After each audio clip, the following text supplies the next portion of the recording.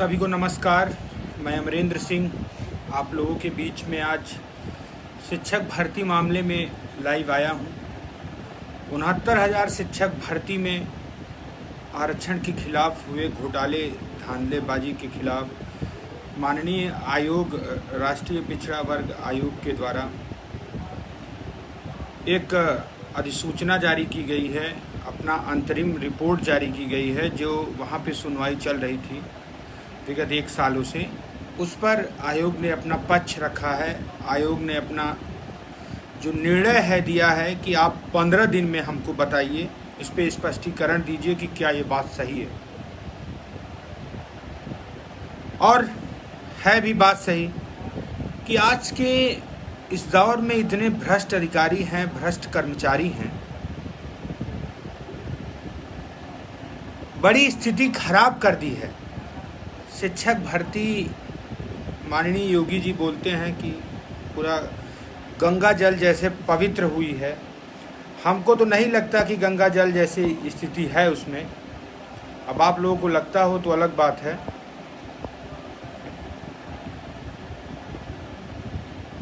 और सबसे बड़ी बात यह है कि अब जो माननीय सचिव प्रताप सिंह बघेल जी हैं वो इस बात को मानते हैं कि नहीं मानते हैं, ये सबसे बड़ी बात है। और जो भी साथी देख रहे हैं इस वीडियो को शेयर करिएगा। आप सभी लोगों से उम्मीद रहती है, मैं सच की लड़ाई लड़ता हूँ, सच के साथ लड़ता हूँ, सच्चाई क्या है उसके लिए लड़ता हूँ। और कहीं ना कहीं उस लड़ने में मुझे खुशी मिलती है कि हाँ, हमने कुछ अच्छा काम किया है। देखिए, दौर ये चल रहा है, कम से कम 15 से 20 हज़ार लोग इससे प्रभावित हो रहे हैं। और इस समय कोई भी बच्चा न तो सरकार पर दबाव बना सकता है, और ये आयोग भी सुस्त आयोग है, जिसे कहते हैं सिर्फ अपना पल्ला झाड़ना। वही हाल है, जब दर्द उठा था तो दवा नहीं, आज दवा है तो दर्द नहीं। भर्ती हो चुकी है, आखिर अब हम सब क्या करेंगे इस पर, या फिर कोई छात्र ही इस पर क्या करेगा, सिवाय कुछ हो जाएगा, नौकरी मिल जाएगी। आज के जीवन में नौकरी पाना कितना कठिन काम है ये आप लोगों को बखूबी पता है, और सभी मित्रों को भी पता है। तो जो भी इस भर्ती से पीड़ित हैं, जो भी इस मामले से संबंधित हैं, ज़रूर वीडियो को शेयर कीजिएगा। इसमें बहुत ही अति महत्वपूर्ण जानकारी दी जाएगी कि आपको आगे क्या करना है, आगे क्या होगा, और किन किन लोगों से हमारी बात हो चुकी है। जितने भी जो भी माननीय उपाध्यक्ष जी हैं, इनसे भी हम लोगों की लगातार बात हो रही है, हो चुकी है, रणनीति भी बनाई जा रही है। और एक कोशिश ये रहेगी कि बड़े प्रोटेस्ट के लिए हम लोग जाएंगे। देखिए, कोविड आपके जीवन से बढ़ के नहीं है। इस कोरोना काल में सारे एहतियात को बरतते हुए मास्क लगाइए, सैनिटाइजर लगाइए, शांतिपूर्वक बात पहले हम लोग अपने अधिकारियों से रखेंगे, 2-2 लोग, 4-4 लोग होके। और जब कोरोना का माहौल ठंडा होगा, वैसे अगर ये तब तक मान जाते हैं तो ठीक है, नहीं बड़े आंदोलन के लिए और हम लोग बढ़ेंगे। ये सरकार हमें दबा सकती है, हमारे सोच को कुचल सकती है, हमको कुचल सकती है, लेकिन आपके जज्बे को नहीं कुचल सकती। आप एक बार सोच लीजिए कि ये सरकार हमारा कुछ नहीं कर सकती है, तो बिल्कुल वही होगा। और जो भी इस भर्ती संबंधित पीड़ित छात्र हैं, नौजवान हैं, वो ज़रूर इस वीडियो को शेयर कीजिएगा आप सभी तक अगर ये मामला पहुंचता है। और जो भी हमारे साथी लड़ रहे थे वो एकदम शांत न्यूट्रल मोड में बैठे हैं। वास्तविकता है भी, कुछ कर भी नहीं सकते हैं, सबके बस की बात सब कुछ नहीं होती। हम लोग ये भारी इंतज़ार में बैठे थे कि आयोग कुछ अपना फैसला दे, जिससे हम लोग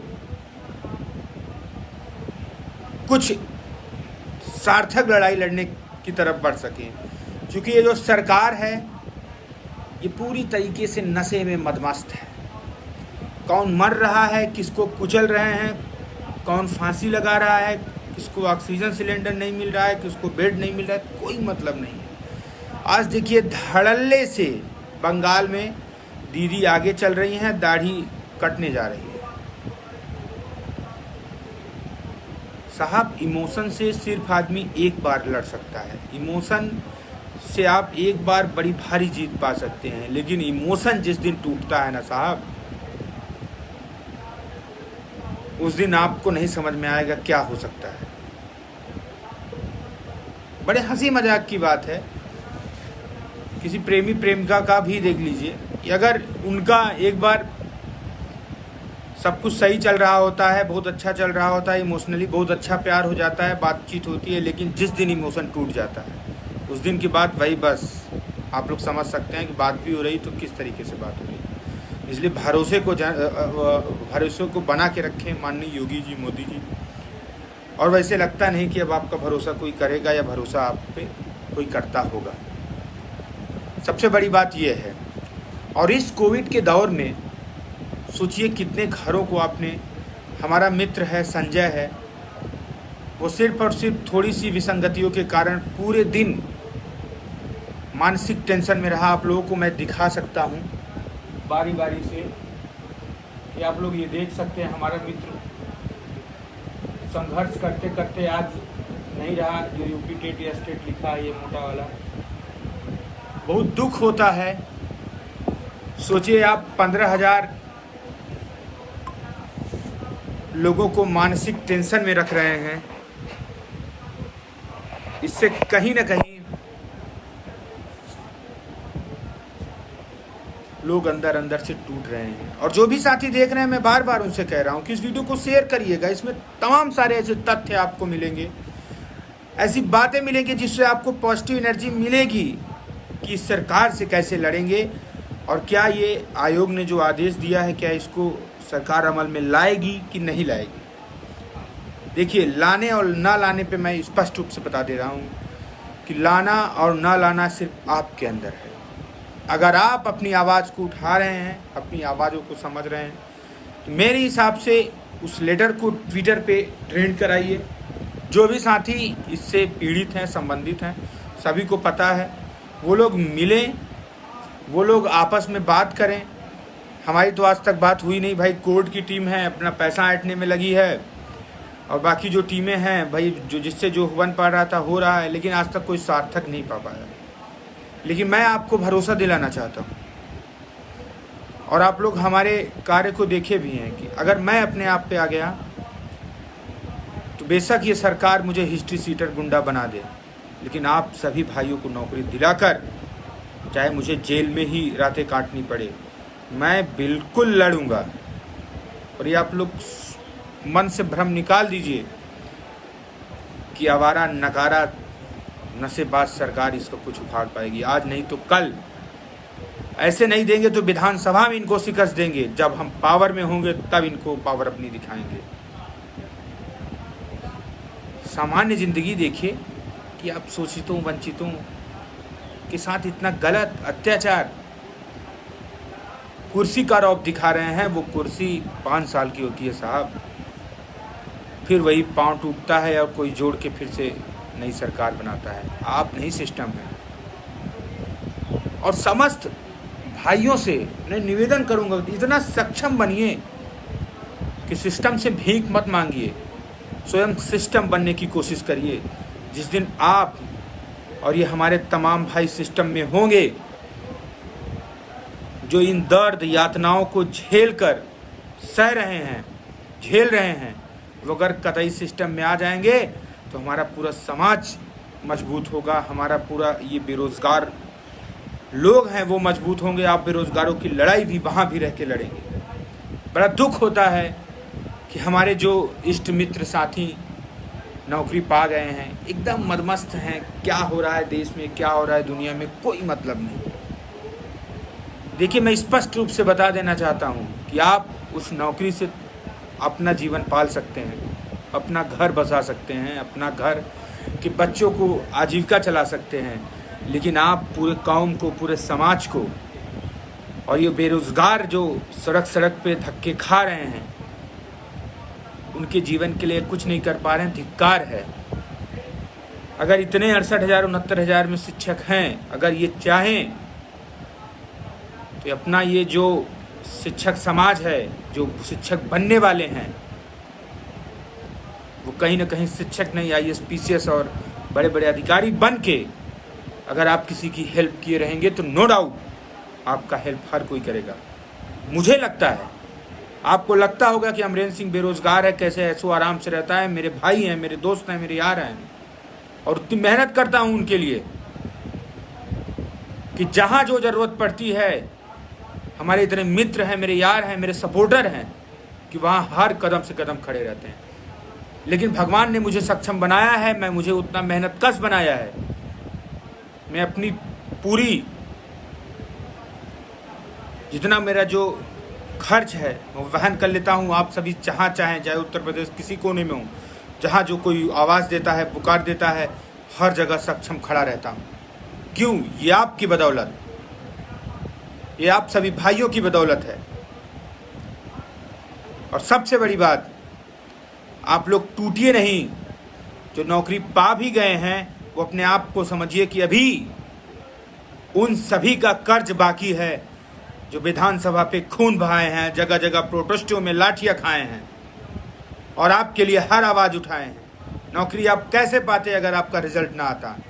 माना कि आप सभी भाइयों का संघर्ष था, लेकिन ये मत भूलिए कि उस लास्ट पीछे बैठे वाले छोर में उस बच्चे का भी संघर्ष है, जिन्होंने सिर्फ बैठ के अपना टाइम दिया था। अगर वो बैठता नहीं, ना हम आप लड़ पाते, ना आप नौकरी पाते, ना इस भर्ती में होते। तो ये सारी चीज़ें भूलिए। अभी 68,500 के जितने भी शिक्षक 20 से 22,000 सीटें खाली हैं, ये दायित्व हम लोगों का बनता है, और जो नौकरी पा गए हैं उनका भी दायित्व बनता है कि आप लोग सोइए नहीं, ये देर है अंधेर नहीं, आह लगेगी आप लोगों को। उन बच्चों की आह लगेगी कि आप लोग अपने घरों में दीपक जला के, पता नहीं कितने के घरों में अंधेरा कायम है आज भी। इस काली सरकार, इस नशे वाली सरकार के खिलाफ आप लोगों को आवाज़ उठाना चाहिए। और जो भी साथी देख रहे हैं, हम कह रहे हैं एक नहीं, कम से कम जितने ग्रुप हों आपको उतना शेयर करना चाहिए आप लोगों को, क्योंकि जब मेरी आवाज़ बुलंद रहेगी तब मैं आपकी आवाज़ उठा पाऊंगा। आप लोगों ने विगत 1 महीने से देखा है मेरे ऊपर कितनी यातनाएं इस सरकार ने की है। हिस्ट्री सीटर बना दिया, गुंडा बना दिया।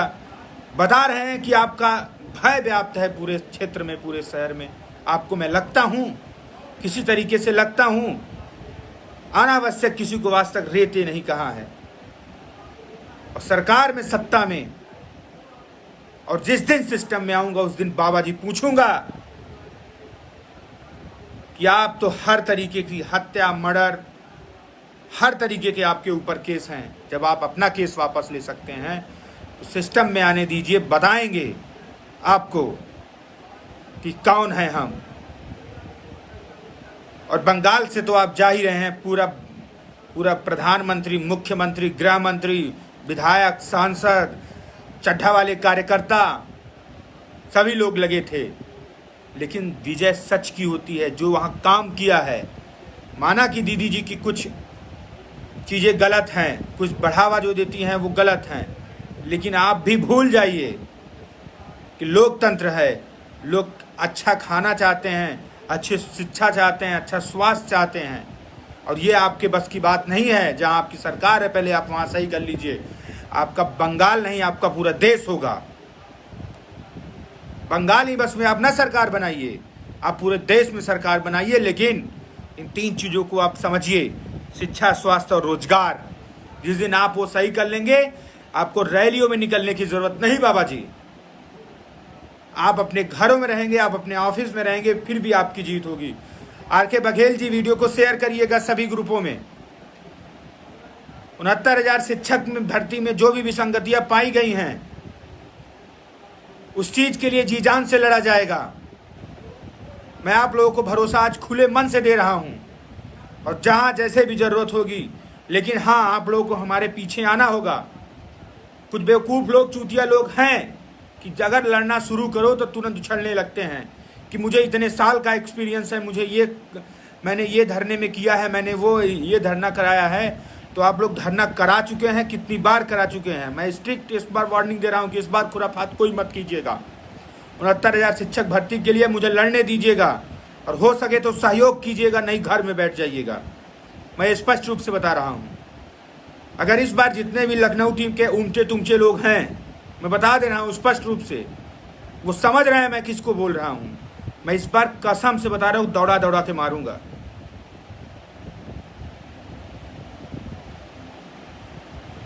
इस बार तो छोड़ दिया। इतनी शांतिपूर्वक जो आप लोग घरों में बैठे हैं, 15,000 लोगों के साथ खेल रहे हैं। माना कि कोर्ट है, लेकिन आप लोग सड़क पर उतर सकते हैं। लोगों के कर्ज हैं हम पे, आप पे, उनको आपको उतारना पड़ेगा। ऐसा नहीं है कि अगर हम आप लोग आगे आएंगे तो कोई नहीं आगे आएगा। उस कोविड जैसी महामारी काल में हम लोगों ने पूर्णतः सारी चीज़ों का पालन करते हुए प्रोटेस्ट किया था, हर तरीके से सक्सेस हुआ था। संविदा नामक बीमारी वापस गई थी।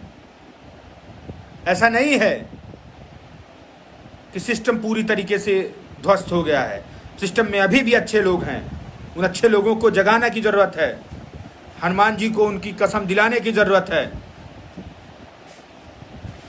कि आप समुद्र पार कर जाओगे।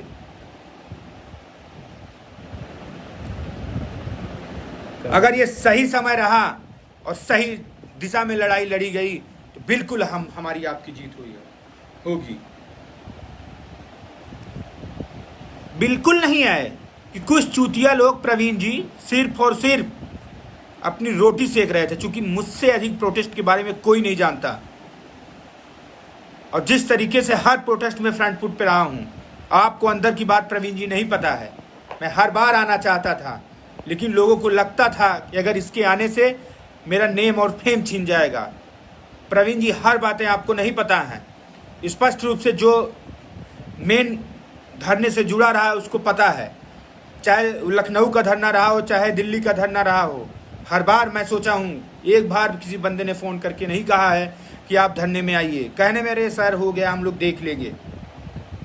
प्रवीण जी, ये कह देना आसान बात है कि आप धरने में नहीं आए हैं। ऐसा कौन सा धरना नहीं है? ये तो मेरे स्वयं निजी ज़िंदगी का सवाल था। आप कैसे कह सकते हैं? अगली बार आएंगे। हम बुलावे पे नहीं आते साहब, हमारे बुलावे पे लोग आते हैं, पहले ये बात समझ लीजिए। अगर जिस दिन मैं आता हूँ तो फिर अपने सिस्टम से काम करता हूँ कि लोगों को सफलता मिले। ऐसा नहीं है सिर्फ नाम के लिए। दिखाए लाठी पुलिस तो भाग गए खेत में। पहले तजुर्बा सीखिए, जो जिसके लिए बना है उसके लिए।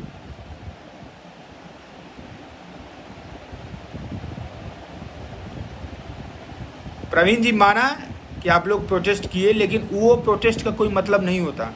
मैंने इनको बहुत सुझाव दिया। ये लोग हमें उल्टा ज्ञान देते थे कि नहीं, अरे हम देख लेंगे क्या होगा कैसे होगा। तो देख ले। जब मेरा जो सुझाव नहीं मान सकता, मेरा आना कोई मतलब नहीं है। ठीक है, इस वजह से मैं धरने को वो कर रहा था। और जिस दिन धरना आएंगे उस दिन सरकार नहीं, सरकार का बाप, योगी नहीं मोदी को पता लगेगा। लेकिन मेरे सिस्टम से काम करना पड़ेगा, मेरे बताए नियम कानून पे काम करना पर तब अमरेंद्र आएगा। मैं आज भी कह रहा हूँ, अगर आपको नौकरी चाहिए तो पीछे आइए, नेताई चाहिए तो वहीं घंटा बजाइए। लखनऊ में बैठ के आप लोग कुछ नहीं उखाड़ पाएंगे, मैं स्पष्ट रूप से बता रहा हूँ। और जो कोई उखाड़ लेना तो फिर बता देना। उसके लिए जज्बा होना चाहिए, गट्स होना चाहिए। बिना किसी स्वार्थ की लड़ाई लड़नी होगी इसमें। हर एक चीज़ में आपके पास जब स्वार्थ होगा तो कतई कोई लड़ाई नहीं जीतेंगे। प्रवीण जी, कमेंट करिए, बताइए आपके क्या विचार हैं। आपके मैं हर एक सवाल का जवाब दूंगा। मुझे पता है कि आपने बहुत अच्छा संघर्ष किया है। आप ये मत सोचिए कि मुझे पता नहीं कौन अच्छा संघर्ष कर रहा है कौन बुरा, सब पे नज़र रहती है। लेकिन इस तरीके से कार्य नहीं होता प्रवीण जी। उसके लिए मेहनत चाहिए, एक डेडिकेशन चाहिए, टीम वर्क चाहिए। यहाँ तो अपने में साले लड़ने में लगे रहते हैं। और जो भी 69,000 शिक्षक भर्ती से पीड़ित हैं, जरूर सभी ग्रुपों में इसलिए वीडियो को शेयर कीजिएगा। अगर ये वीडियो अच्छी व्यूवर्स ना आई, ना देखे, लोग ना जागे, तो कसम से बता रहे कोई लड़ाई नहीं लड़ी जाएगी। आप लोगों को पता है कि कि अब वो नहीं रह गया कि मुझे नौकरी की ज़रूरत है।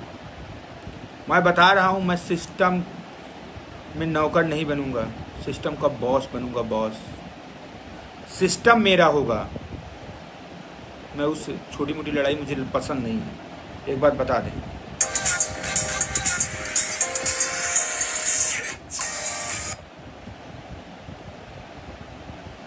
आप लोग सिस्टम का हिस्सा बनिए।